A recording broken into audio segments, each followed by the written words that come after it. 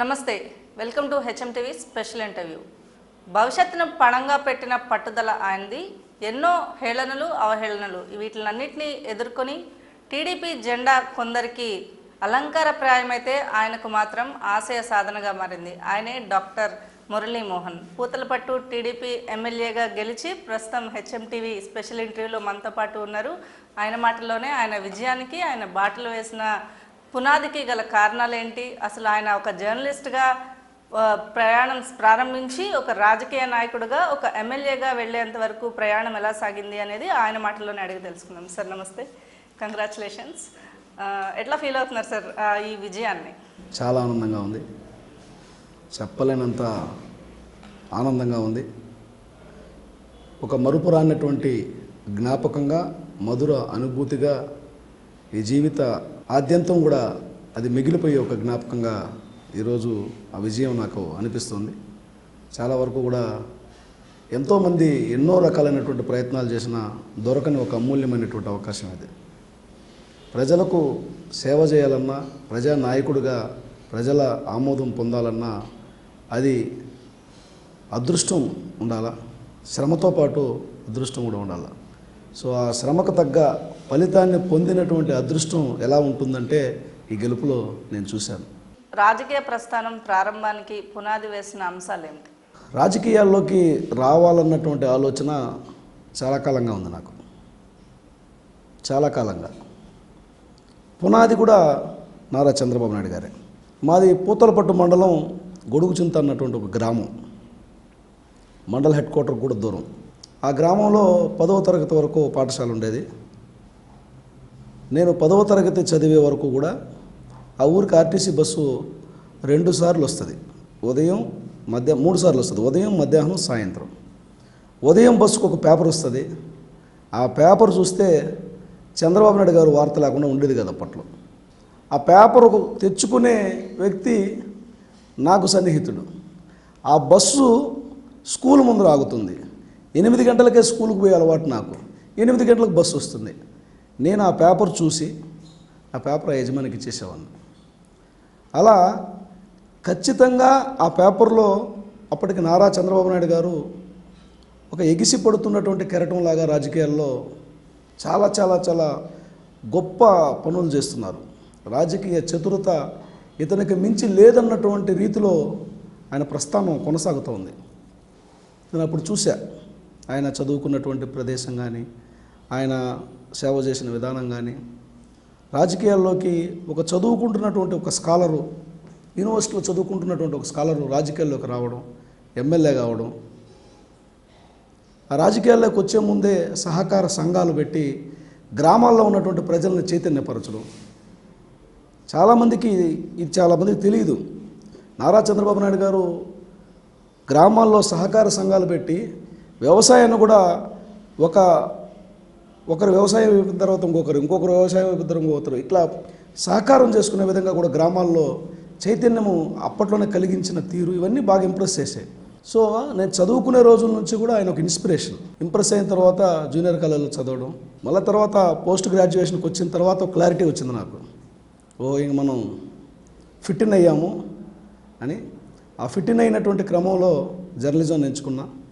జర్నలిజంలో కూడా చాలా చాలా చాలా స్పోర్టివ్గా ముందుకెళ్ళడం, జర్నలిస్ట్ యూనియన్లో ఒక్కొక్క మెట్టు ఎదగడం, ఇండియన్ జర్నలిస్ట్ యూనియన్కి నేషనల్ కౌన్సిల్ దాకా వెళ్ళడం, మా ఉమ్మడి చిత్తూరు జిల్లాకి 10 ఏళ్ల పాటు ఏపీడబ్ల్యూజేకి అధ్యక్షుడిగా కొనసాగడం, ఇవన్నీ కూడా కలిసి వచ్చినటువంటి అంశాలు.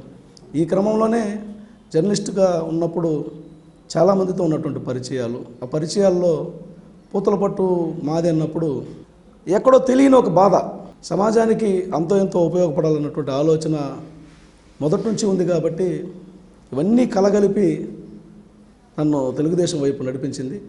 అంటే రాజకీయ నాయకుడిగా ఎదిగే ముందు ఒక జర్నలిస్ట్గా ఉన్నారు. జర్నలిస్ట్గా ఉన్న మీరు ప్రజాక్షేత్రంలోకి వెళ్లే ముందు వారందరినీ కలుపుకొని వెళ్ళడానికి వేసుకున్న పునాదులు ఏమిటి?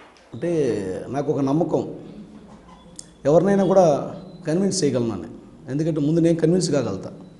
నేను కన్విన్స్ అయినంటే ఆటోమేటిక్గా అవతల కూడా కన్విన్స్ అవుతారు. రాజకీయాల్లోకి వెళ్తే సక్సెస్ అవుతామన్నటువంటి నమ్మకం నాకుంది. రాజకీయాల్లోకి వెళ్ళిన తర్వాత అవతలను కూడా కన్విన్స్ చేయగలమన్నటువంటి దృఢమైనటువంటి నా మీద నాకు విశ్వాసం ఉంది. ఇలా చూస్తాం రాజకీయాలు, మన జర్నలిస్ట్ కదా, రాజకీయాలను చాలా దగ్గరగా చూసేవాళ్ళు, రాజకీయ నాయకులు వాళ్ళ రాజకీయాలు మాత్రం వాళ్ళ దగ్గరగా చూస్తారు. మనం వాళ్ళవి చూస్తాం, వాళ్ళ శత్రువులు చూస్తాం, అనుకూలంగా ఉన్న శత్రువులను చూస్తాం, ఇవన్నీ చూస్తాం. కాబట్టి ఓహో ఇది మనకు పెద్ద అతీతమైనటువంటి సమస్య కాదన్నటువంటి నమ్మకం నాకు ఎప్పుడూ ఉంది, ఇప్పటికి కూడా ఉంది. శ్రమ రావచ్చు, కష్టం రావచ్చు, బట్ ఇది పరిష్కారం కానటువంటి శ్రమ కాదు, పరిష్కారం కానటువంటి ప్రశ్న కాదు అన్నటువంటి ఆలోచన ఉంది. కాబట్టి వాటి మీద పెద్దగా భయము ఇబ్బంది లేకుండా నేరుగా దిగడం జరిగింది. ఈ రోజుల్లో ఒక ఎమ్మెల్యే కావాలంటే మినిమం 2 ఆడి కార్లు, 4 బంగ్లాలు, ఎకరాల భూములు, వెనకాల బ్యాంక్ బ్యాలెన్స్లు, ఇవన్నీ ఒక ప్రధానమైనటువంటి అంశంగా మారిపోయిన రోజుల్లో ఒక సామాన్యుని గుర్తించి సమాజంలోకి వదిలిపెడితే ప్రజల అభిమానాన్ని పొందినవాడే నాయకుడు అవుతాడన్నటువంటి విశ్వాసం మా నాయకుల్లో ఉంది. కాబట్టి ఇది సాధ్యమైంది. పూతలపట్టు నియోజకవర్గం ఖచ్చితంగా టీడీపీకి సంబంధించినంత వరకు ఇప్పటి వరకు నియోజకవర్గం ఏర్పడిన తర్వాత గెలిచిన దాఖలాలు లేవు. మీ గెలుపుకి బాట వేసిన అంశాలు ఏమిటి? కేవలం మీరు ఒక్కళ్ళే ఆ నియోజకవర్గంలో గెలుపుకి బాటలు వేసుకున్నాను అనుకుంటున్నారా? మీకు సహకరించిన నాయకులు ఎవరు? తెలుగుదేశం, జనసేన, బీజేపీ 3 పార్టీల నాయకులు అపూర్వమైనటువంటి సహకారాన్ని అందించారు.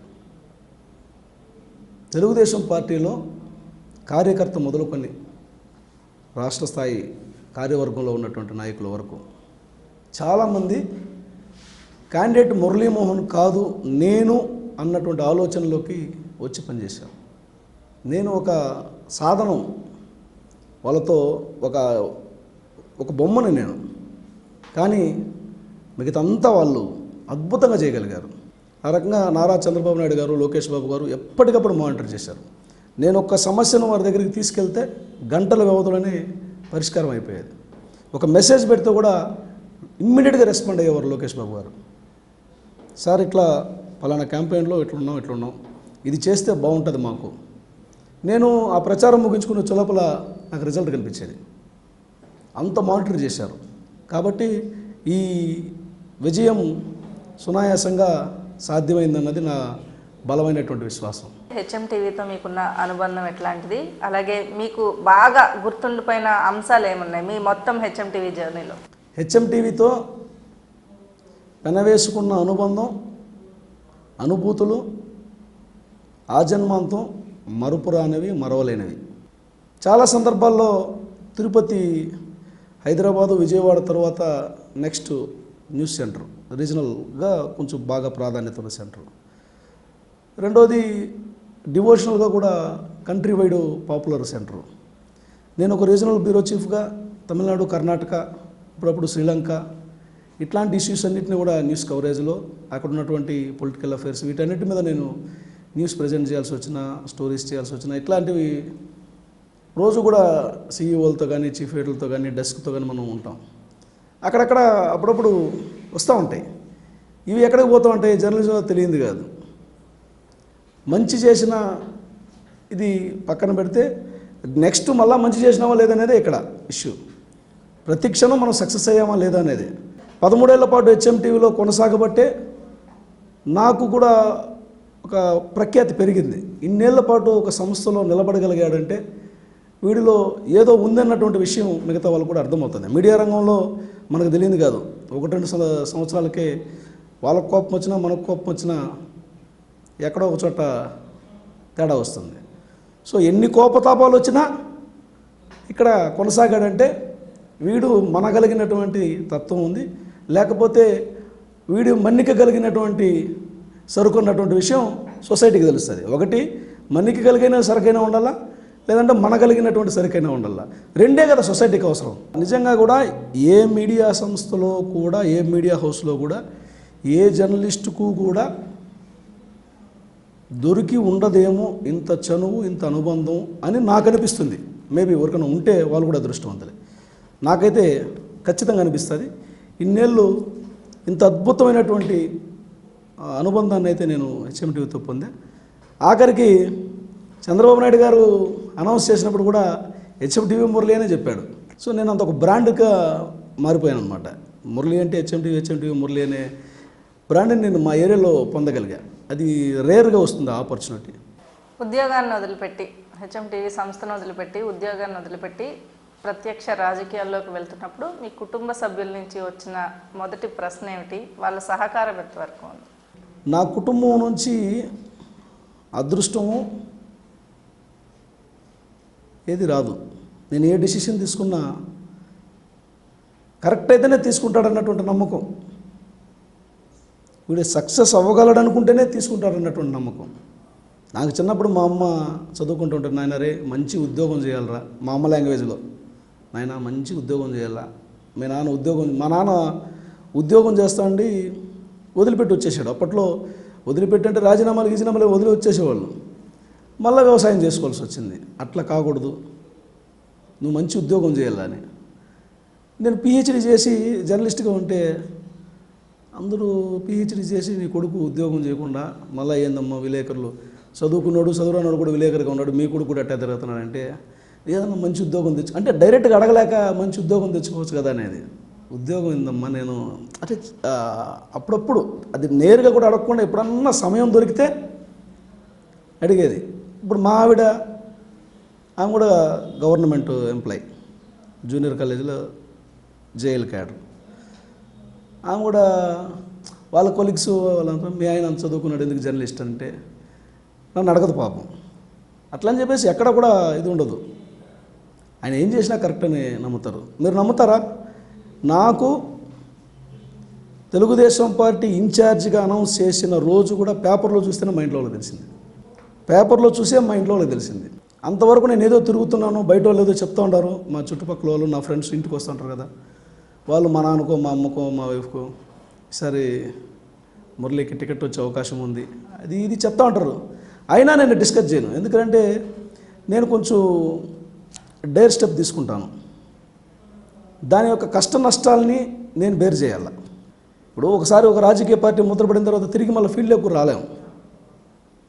సో బీఫామ్ ఇచ్చే గంట ముందు కూడా ఏం మారిపోతాయో తెలియదు. ఇట్లాంటి పరిస్థితుల్లో పెద్ద సాహసం అది. ఒకే ఒక మాట నారా చంద్రబాబు నాయుడు అన్నారు, నువ్వు వెళ్ళి చేసుకో, నీకు నేను అన్ని విషయాలు కనుక్కున్నా, నువ్వు చేయగలవు, నువ్వు వెళ్ళి చేయన్నారు. ఆ ఒకే మాట నేను శాసనంగా తీసుకున్నా. ఆ శాసనాన్ని పూతలపట్టు నియోజకవర్గంలో ప్రతి గోడకు రాసేసిన, ప్రతి మైండ్కి ఎక్కించేశారు. ఈరోజు ఈ రిజల్ట్ని ఆయనకి బహుమతిగా తీసుకొచ్చారు. ఏంటి మీ ఫ్యామిలీ బ్యాక్గ్రౌండ్ ఏంటి? రాజకీయాలు మీకు ప్యాషన్గా వచ్చాయని అంటున్నారు. జర్నలిజం మీరు చదివిన దానికి మీరు చేసిన ఉద్యోగానికి సంబంధమే లేదు. కానీ మీ ఫ్యామిలీ బ్యాక్గ్రౌండ్లో మీ నాన్నగారు కావచ్చు, మీ కజిన్ బ్రదర్స్ సిస్టర్స్ ఏంటి అసలు మీ బ్యాక్గ్రౌండ్ ఏంటి? రాజకీయ నేపథ్యం ఎక్కడా లేదు, మీరే ఫస్ట్ వచ్చారు, ఎమ్మెల్యేగా గెలిచారు, ఫస్ట్ అటెంప్ట్లోనే ఎమ్మెల్యేగా గెలిచారు. మీ రాజకీయ నేపథ్యం పక్కన పెడితే మీ ఫ్యామిలీ బ్యాక్గ్రౌండ్ ఏంటి? ఫ్యామిలీ అంటే నేను ఒక చిన్న దిగువ మధ్య తరగతి కుటుంబం మాది. వ్యవసాయము అంతే. తర్వాత నా చదువు నా కుటుంబానికి ఆధారమైంది. ఆ తర్వాత నా భార్య కూడా ఉద్యోగస్తురాలు కాబట్టి గౌరవప్రదమైనటువంటి జీవనానికి తోడైంది. కలగలిపి జర్నలిజంలో ఇట్లా ఉండబట్టి పేరుకు ప్రఖ్యాతులకు కొదవ లేకుండా ఉన్నది. సొసైటీలో ఇంకేం కావాలా?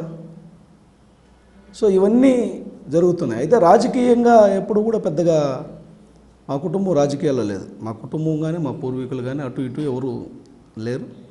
నేను రాజకీయాల్లోకి రావాలని మాత్రం స్థిరమైనటువంటి నిర్ణయం అయితే ఒక సందర్భంలో తీసుకున్నాను. రాజకీయాలకు ఇప్పుడు కాబట్టి ఎప్పుడైనా ఒకరోజు వెళ్ళాలనుకున్నప్పుడు నాకు 2 స్నేహితులు ఉన్నారు. ఆ 2 స్నేహితులతో మాత్రం డిస్కస్ చేశాను. ఒకరు, నువ్వు రాజకీయాల్లోకి వెళ్ళాలని డెసిషన్ తీసుకున్నప్పుడు ముందుకెళ్ళు, ఏమొచ్చినా వెనక ఉండి చూసుకుంటానని ఒకరు చెప్పారు. ఆ ఒక్కరు ఇంకొకరి దగ్గరికి తీసుకెళ్లారు. ఏమి పెట్టాలన్నా వెనకడుగేయద్దు, ధైర్యంగా ముందడుగేయి, నేను నీకు బలం అవుతానన్నాడు. ఆ 2 మీదే బలమైన నమ్మకం పెట్టుకున్నా.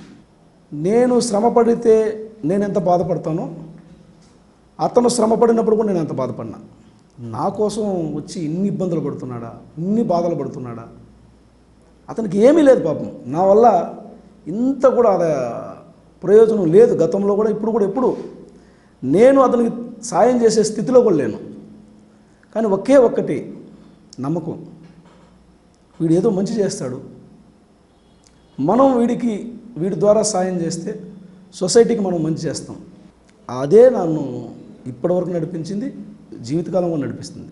పూతలపట్టు నియోజకవర్గంలో ఇప్పటివరకు పరిష్కారం కాని సమస్యలు ఏమున్నాయి?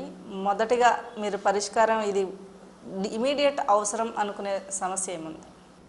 పూతలపట్టు నియోజకవర్గంలో 5 మండలాలు, 5 మండలాలు కూడా వ్యవసాయం మీద ఆధారపడి జీవనం సాగించే కుటుంబాలు. ఉంటే వ్యవసాయం, లేకపోతే బెంగళూరులోనో ఇతర రాష్ట్రాల్లోనో వెళ్ళిపోయి అక్కడ ఏదో ఒక ఉపాధిని ఎత్తుక్కోవడం, లేదనుకుంటే విదేశాల్లో ఉద్యోగాలకు వెళ్ళడం, లేదా ప్రభుత్వ ఉద్యోగాల్లో ఉండడం. పెద్దగా పారిశ్రామిక ఎదుగుదల లేదు. అవకాశం ఉండి కూడా ఎదగనివ్వాల ఈ ప్రభుత్వం. ఈ ప్రభుత్వం అంటే తెలుగుదేశం ప్రభుత్వం అధికారంలో ఉన్నప్పుడు మాత్రమే అక్కడ ఏదైనా అభివృద్ధి కార్యక్రమాలు, రోడ్లు లాంటివి కానీ, సీసీ రోడ్లు కానీ, బీటీ రోడ్లు కానీ, హైవే కనెక్టివిటీస్ కానీ, లేకపోతే వ్యవసాయానికి అనుబంధంగా చిన్న చిన్న ఫుడ్ ఇండస్ట్రీలు కానీ, లేకపోతే పల్ప్ ఇండస్ట్రీలు కానీ, లేదంటే మిల్క్ బల్క్ చిల్లింగ్ సెంటర్స్ కానీ ఇట్లాంటివి రావడం జరిగింది.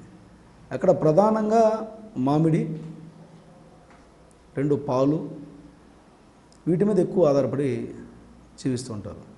3వది వాణిజ్య పంటలు కూడా పెద్దగా లేవు. ఇప్పుడు వర్షం ఆధారం, అక్కడ బావులు బోర్లు ఎండిపోతుంటాయి. జీవ నదులు లేనటువంటి ప్రాంతం. ఎప్పుడు కూడా భూగర్భ సాంద్రత తక్కువగానే ఉంటుంది. అట్లాంటి పరిస్థితుల్లో వాణిజ్య పంటలు వేసుకుంటే నీళ్ళు ఉండాలా, నీళ్ళు లేవు. కాబట్టి అందరూ కూడా మామిడి, ఎప్పుడో ఎకరంకు ఒక 2 తళ్ళు వేస్తే కూడా మామిడి వస్తుంది అన్నటువంటి ఉద్దేశంతో అందరూ మామిడి పంట వేయడం. సో వాళ్ళకి సంబంధించి ఒక ధరల స్థిరీకరణ, ఒక మంచి వ్యవస్థను తీసుకురావాలి. ఇప్పుడు మనకు మ్యాంగో బోర్డు లాంటిది ఏర్పాటు చేయాలంటే దానికి పెద్ద ప్రాసెస్ అవసరం. కాబట్టి దానికి సమానమైనది ఒకటి ఏర్పాటు చేయాలనేది నా ఆలోచన. అట్లాగే ఏ ఊరిలో కూడా దారి సమస్య లేదను, ఇల్లు లేదన్నటువంటి మనిషి పేదవాడు కనపడకూడదు.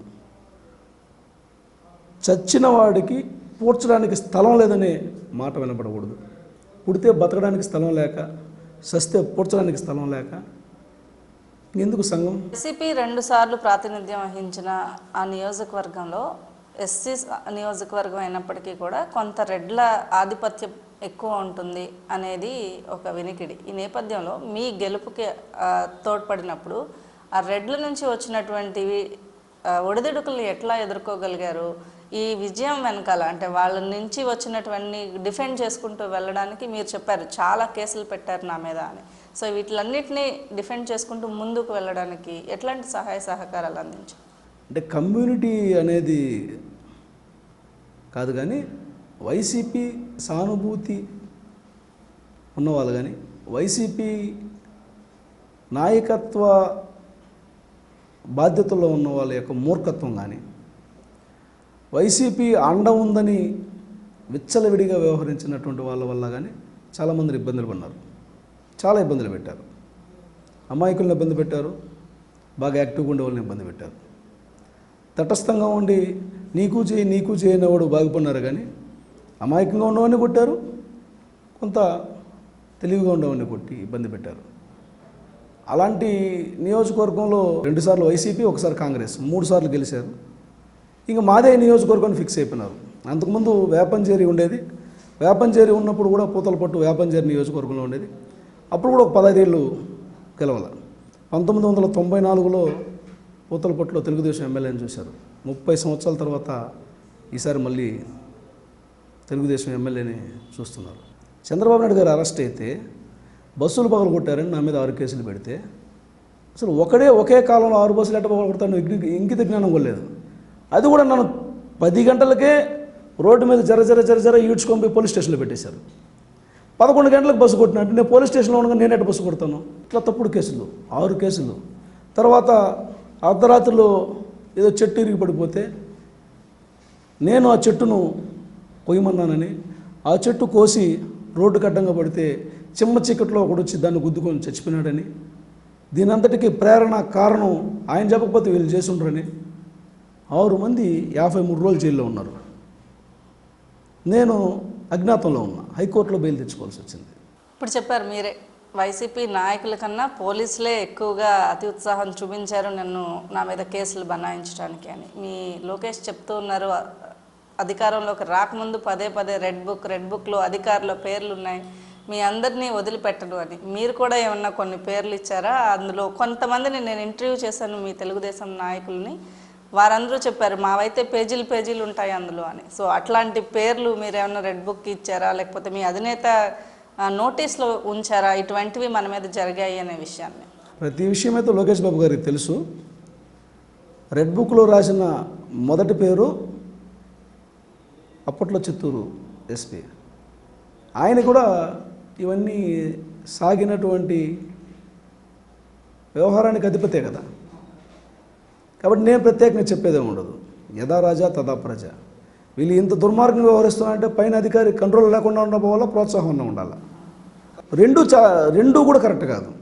కంట్రోల్ చేయలేకపోవడానికి, చేయలేని వ్యక్తికి ఆ పదవి అనర్హం, ప్రోత్సహించే వ్యక్తికి ఆ పదవి అనర్హం. కాబట్టి ఇవన్నీ ఆయనకి తెలుసు. నేనైతే ఇవన్నీ చూశారుగా, రెండు సైన్స్ని ఎంత నమ్ముతానో దైవాన్ని కూడా అంత నమ్ముతా. నన్ను ఇబ్బంది పెట్టిన ప్రతి ఒక్కరూ దైవం వాళ్ళకేదో ఒకటి చేసి ఉన్నాడు. నాకైతే రిజల్ట్ అయితే చాలా స్పష్టంగా కనపడింది. ఇప్పుడు కూడా నాతో మంచిగా ఉండి నాకు ఇబ్బందులు పెట్టిన వాళ్ళని ఒక 2 నెలల లోపల నేను చూస్తే ఏదో ఒకటి ఎక్కడో ఒక చోట వాళ్ళకు దేవుడు ఏదో ఒకటి చేసి ఉంటాడు.